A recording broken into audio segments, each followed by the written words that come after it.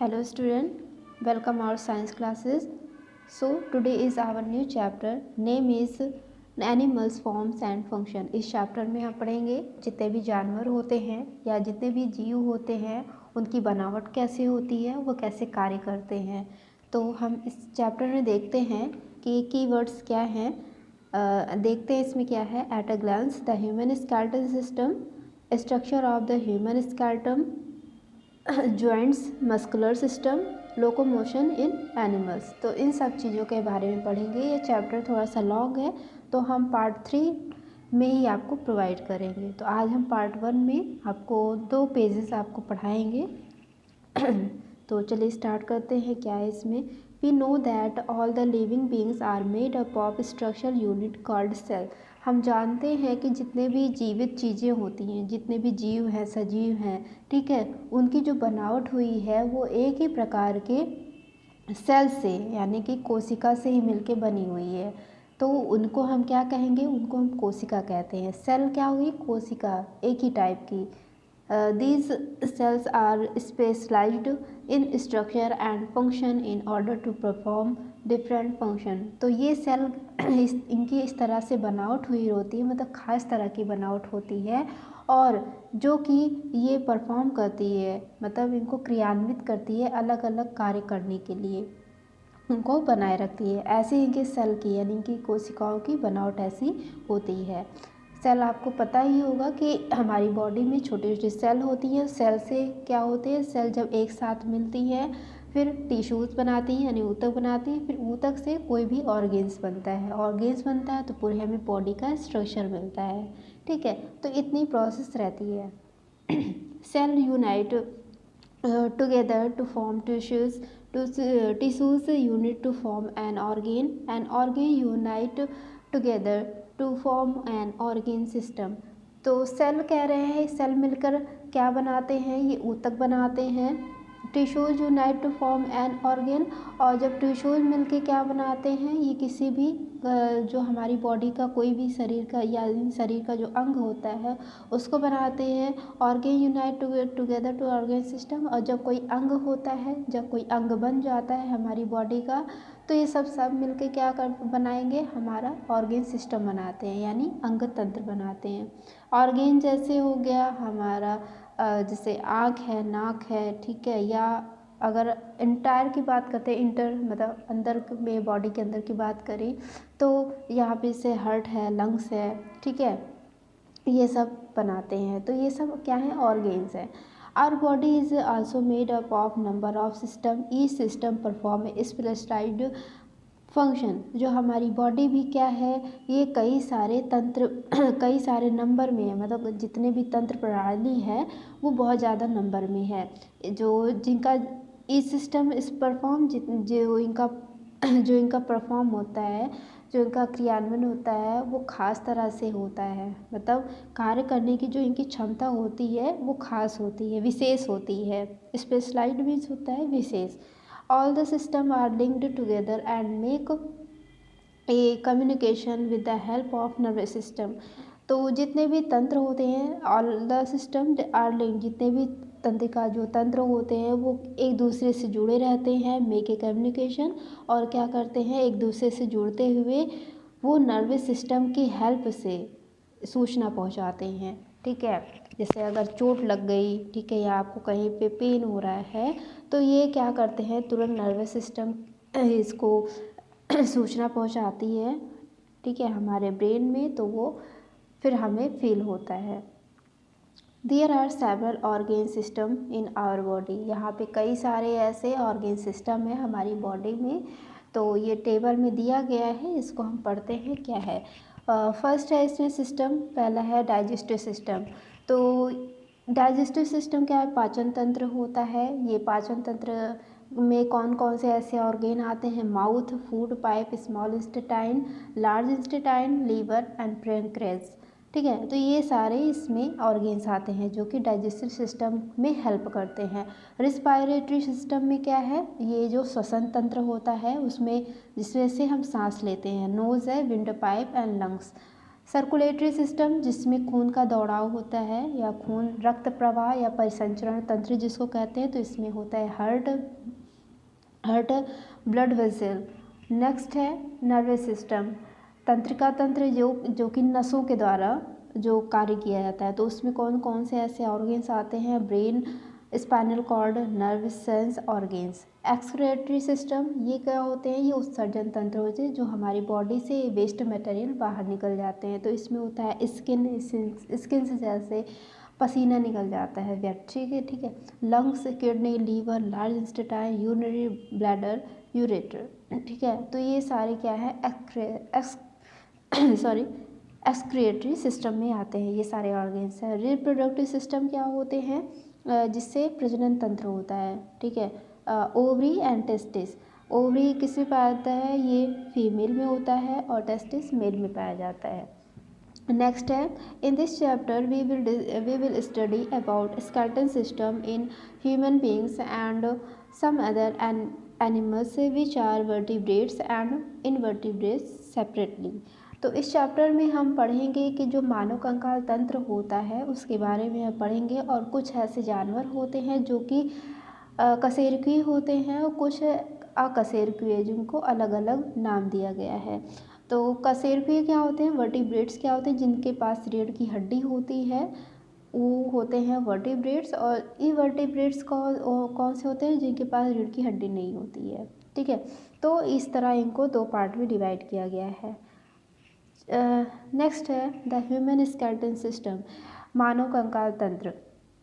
इसमें क्या है, इसमें पढ़ते हैं the framework of bone and cartilage with support the body of an animals और human is called its skeleton system. तो इसमें कह रहे हैं जो हड्डियों का ढांचा होता है, फ्रेमवर्क मीन्स होता है ढांचा, तो हड्डियों का जो ढांचा होता है, कार्टिलेज विद और उपास्थि भी बताते हैं क्या है, जो उपास्थि है cartilage which support the body of animal, तो ये बॉडी को सपोर्ट करती है, पूरी तरह से सहारा प्रदान करती है। किसी भी एनिमल, कोई भी जानवर है या कोई भी इंसान है तो इसको ये सपोर्ट करते हैं, कार्टिलेज और बोन्स दोनों मिलके किसी भी स्केलेटन सिस्टम को या किसी भी ढांचे को, बॉडी जो भी शरीर का ढांचा होता है उसको ये सपोर्ट देते हैं। तो ये पूरा इनको क्या कहा जाता है, इनको स्केलेटन सिस्टम क्या कहा जाता है। उपास्थि ये होती है, कार्टिलेज ये होता है जो हड्डियों के जोड़ पे, जैसे हमारे हाथ का जहाँ जहाँ जोड़ होता है, जैसे आपका एंकल हो गया, ठीक है, तो यहाँ सब पे क्या होता है, बाजू है, ये सब पे जहाँ पे हड्डियों का जुड़ाव है तो वहाँ पे एक लिक्विड तरह का एक लिक्विड पाया जाता है, ठीक है। तो उसी को क्या कहती है, हड्डियों के जोड़ पे पाया जाता है, जो कि हड्डियों को पूरी तरह से मजबूती से बनाए रखते हैं। तो ये सबसे अंदर में हड्डियों के जोड़ पे, सबसे इंटायर पे, मतलब इन सबसे अंदर पार्ट पे ही पाया जाता है। तो ये क्या है, ये कार्टिलेज है, ठीक है। और कार्टिलेज आपको पता है कि ये बोन्स में ही पाया जाता है। नेक्स्ट है, when you were born your skeleton had around 350 bones. जब आप जन्म लेते हैं तो जो आपका कंकाल होता है, यानी कंकाल तंत्र जो होता है, ठीक है, वो जो कंकाल तंत्र की जो हड्डियां होती हैं वो कितना होती हैं, लगभग 350 होती हैं। By the time you become an adult you will only have around 206 bones. तो जैसे जैसे आप बड़े होते हैं, समय के अनुसार बड़े होते जाते हैं, तो आपकी जो शरीर की हड्डियां होती हैं वो 206 हो जाती हैं। दिस इज़ बिकॉज, या क्यों होता है, as you grow some of the bone join together to form one bone. या क्यों होता है, क्योंकि जैसे जैसे आप बड़े होते हैं तो जो हड्डियाँ होती हैं वो एक हड्डी से दूसरी हड्डी के साथ में जुड़ने लगती हैं, ठीक है। तो जब एक हड्डी दूसरी हड्डी से, यानी एक बोन जो दूसरे बोन से जुड़ने लगेगी, तो ऑब्वियसली ये है कि वो जो छोटी छोटी हड्डियां हैं तो वो कम होती चली जाएंगी। तो इसी का रीज़न ये है कि 206 बोन्स ही रह जाती हैं एडल्ट होने पे। Our bones don't simply work on their own. जो हमारी बोन्स होती हैं, हड्डियाँ होती हैं, वे अपने आप में सिंपली कार्य नहीं करती हैं। The bones join together to form joints. The end of each bones is covered by a tough, smooth and shiny substance cartilage. तो कह रहे हैं कि जो ये बोन्स होती हैं, ये जो हड्डियाँ होती हैं वो एक से दूसरे पर जुड़ी रहती हैं, मतलब एक हड्डी दूसरी हड्डी से जुड़ी रहती है, एक के साथ दूसरी जुड़ी रहती है। और कह रहे हैं कि इसमें द एंड ऑफ ईच जो हड्डियों पे जो अंतिम इनका छोर होता है, मतलब जहाँ पे इनका जुड़ाव होता है, जैसे एक आपको ड्रॉ करके बताते हैं। जैसे एक ये बोन्स है और एक ये बोन्स है, ठीक है। तो ये जो आपको पॉइंट दिख रहा है, ठीक है, तो ये जो जुड़ाव होता है यहाँ पे, इसका ज्वाइंट है ये, तो ये क्या होता है, ये टफ होता है, स्मूदी होता है। टफ मीन्स होता है मतलब कठोर होता है। स्मूद मीन्स मुलायम भी हो सकता है। शाइनी चमकीला पदार्थ होता है। यहाँ पे अभी आपको बताया एक लिक्विड होता है, ठीक है। तो इसको ही हम बोलेंगे क्या, कार्टिलेज बोलेंगे। मतलब हड्डियों के जोड़ पे जो एक लिक्विड पाया जाता है, ये किस तरह का होता है, ये कठोर भी होता है, स्मूथ भी होता है और शाइनी भी होता है। तो इसको ही हम क्या कहेंगे, इसको हम कार्टिलेज बोलेंगे, ठीक है। तो ये था कार्टिलेज। नेक्स्ट है, हाँ, 1 सेकेंड, हाँ, नेक्स्ट है the cartilage covered bones and are kept apart by a thin film of slippery fluid. तो ये जो कार्टिलेज होता है, ये पूरी तरह से बोन के एंड्स पर, बोन जो होती है हड्डियों के एंड पॉइंट पर, ये पूरी तरह से कवर रहता है। किससे, keep apart bye thin film, मतलब एक पतली सी झिल्ली होती है, मतलब फ्लूइड की, एक तरल द्रव्य से जो फिसलने वाला एक तरल द्रव्य होता है, तो उसकी पतली सी झिल्ली होती है जो कि उस पर टिकी रहती है, ठीक है। तो उसी से ये सुरक्षित रहता है, पूरी तरह से कवर रहता है, जिससे हमारी हड्डियाँ फिसल नहीं पाती, एक दूसरे से फिसल नहीं पाती हैं। और किसके कारण, ये कार्टिलेज के कारण हमारी एक हड्डियाँ दूसरी हड्डियों से जुड़ी रहती हैं। एक एग्जाम्पल कहते हैं, जैसे जैसे होता है फेविकोल से अगर दो वस्तुओं को जोड़ दिया जाता है तो वो फिसलती नहीं है, सेम ऐसे ही होता है, ठीक है। तो वो भी इसी तरह, इसमें एक फ्लूइड होता है, तरल द्रव्य होता है, तो उसी तरह से जुड़ी रहती हैं। नेक्स्ट है, our bones are held together by strong stretchy bands called ligaments. जो हमारी बोन्स होती हैं वे एक दूसरे से जुड़ी रहती हैं बहुत मजबूती से और बहुत ही लचीलेपन से या खिंचाव से, और इसी तरह से इनको क्या कहा जाता है, इनको लिगामेंट्स कहा जाता है, यानी अस्थि बंधन कहा जाता है। These tissue prevents the bones from being dislocation or from extending beyond their proper range of movement। तो ये जो टिश्यूज़ होते हैं, ऊतक होते हैं, ये ऊतक आपको बताया गया कि जैसे सेल्स होती हैं, छोटी छोटी ऐसे सेल्स होती हैं हमारी बॉडी में एक ही टाइप की, ठीक है। ये एक दूसरे से जुड़े रहेंगे। सेल्स जब एक दूसरे से जुड़ते हैं तो कोई भी ये ऑर्गेन्स बनाते हैं, ठीक है। जब ये ऑर्गेन्स बनाते हैं तो इसी को हम क्या कहते हैं, जब छोटे छोटे सेल जुड़ जाती हैं तो इसको ही हम क्या कहेंगे, इसको हम टिश्यूज़ कहते हैं। अब टिश्यूज़ जब जुड़ जाते हैं, मतलब सेल्स एक दूसरे से जुड़ जाते टिश्यूज़ बनाते हैं, तो टिश्यूज़ के बाद में कोई भी ऑर्गेन्स क्या होते हैं, वो बनते हैं, ठीक है। जैसे लीवर हो गया या हार्ट हो गया।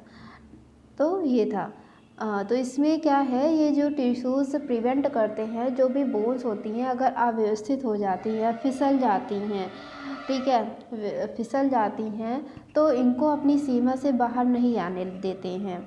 टिश्यूज़ अपने आप में कवर्ड बना, मतलब कवरिंग एरिया बनाए रहते हैं कि हड्डियाँ अपने स्थान से फिसले नहीं या एक अपने स्थान से हटे नहीं, तो इनको एक व्यवस्थित जगह पे इनको बनाए रखते हैं। नेक्स्ट है function of the skeleton system. अब कह रहे हैं मानव कंकाल तंत्र का जो कार्य होता है क्या है।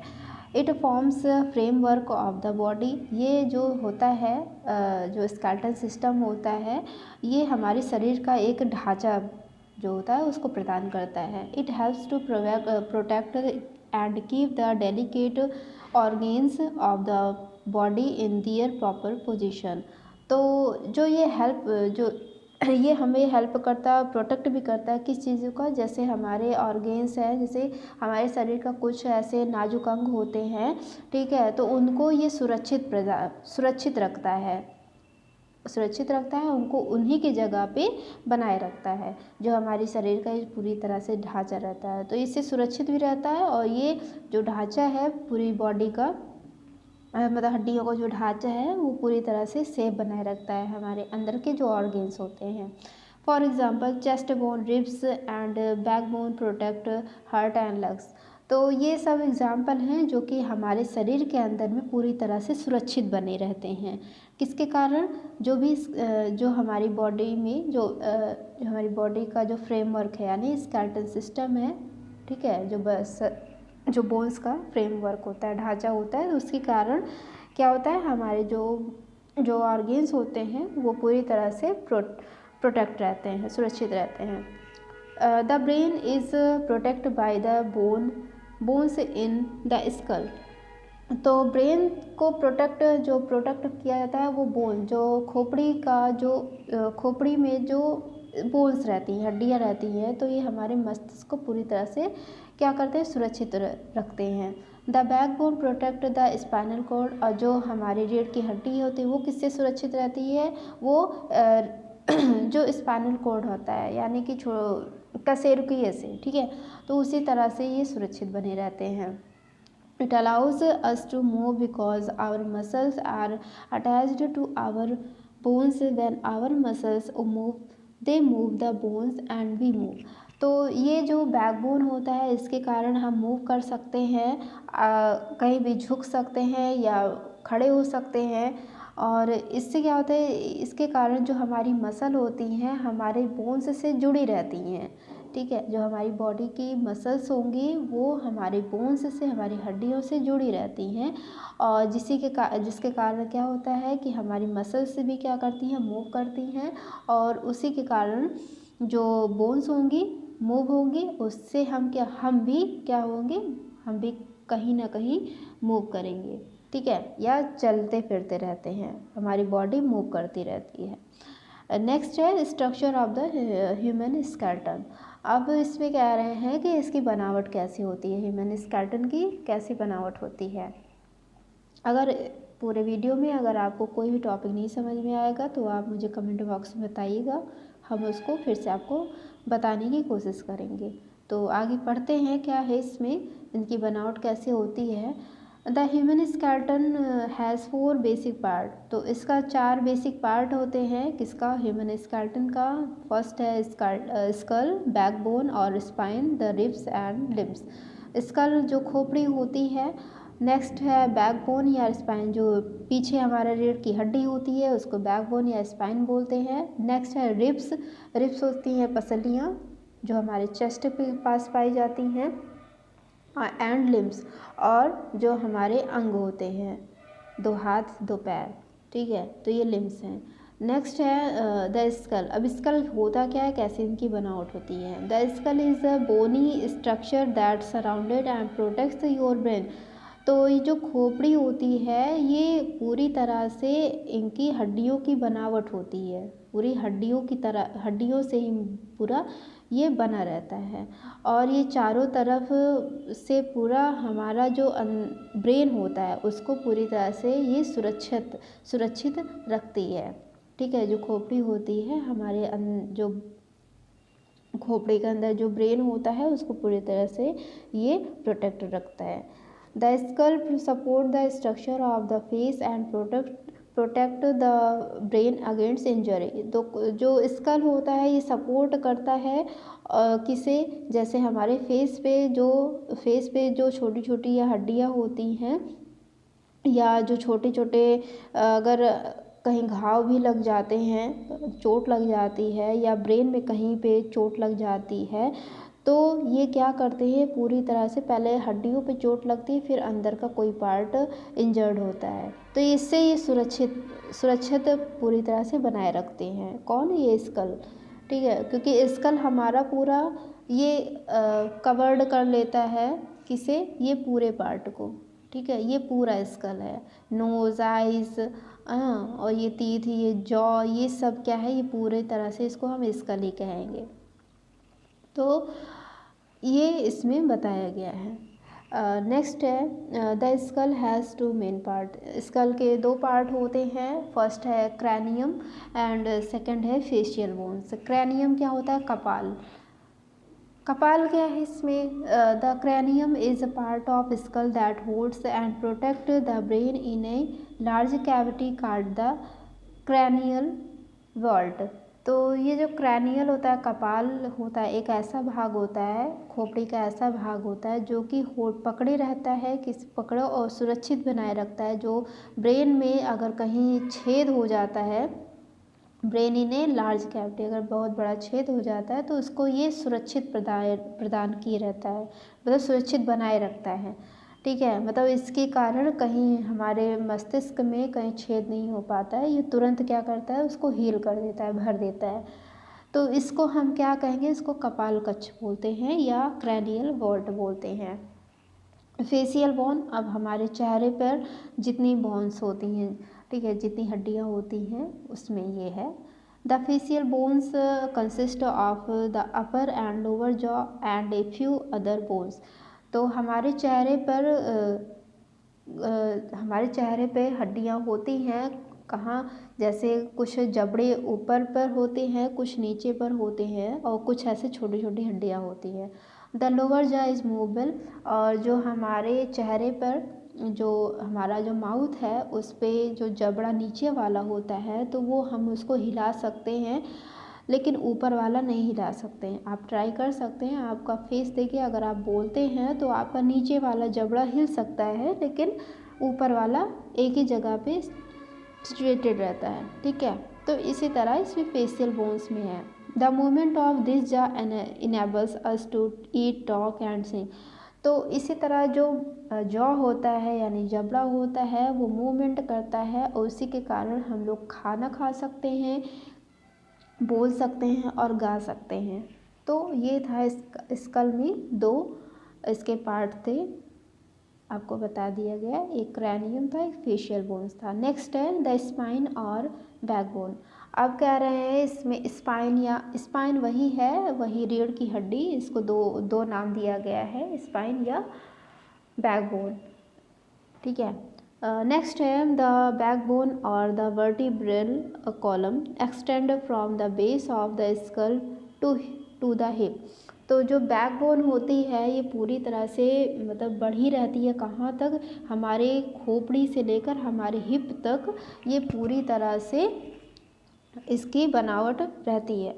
को ड्रॉ करके बताते हैं, जैसे ये स्कल है और ये इसका जो लंबाई होती है, ठीक है, या इसका जॉइंट्स होता है, ये पूरा हमारे हिप तक, यहाँ से लेकर और यहाँ तक, ये बीच का ये क्या होता है, ये स्पाइन होता है। ठीक है, या इसको बैकबोन भी कह देंगे। तो ये हमारे स्कल से हमारे हिप तक इनका पूरी तरह से फैलाव रहता है। The spine is actually made up of 33 bone small bones. तो जो स्पाइंस होती हैं इसमें जो छोटी छोटी हड्डियाँ होती हैं, जो छोटी छोटी आपको दिख रही हैं इसमें, ये छोटी छोटी हड्डियाँ हैं, ये 33 होती हैं। ठीक है, 33 छोटी हड्डियाँ होती हैं, छोटी छोटी होती हैं। तो इनको हम क्या कहेंगे, इन हड्डियों को, इनको हम वर्टिब्रे कहेंगे। ठीक है, इनको हम, जो छोटी छोटी हड्डियाँ हैं 33, इनको हम वर्टिब्रे कहते हैं या कशेरुक कहते हैं, कशेरुक कहते हैं।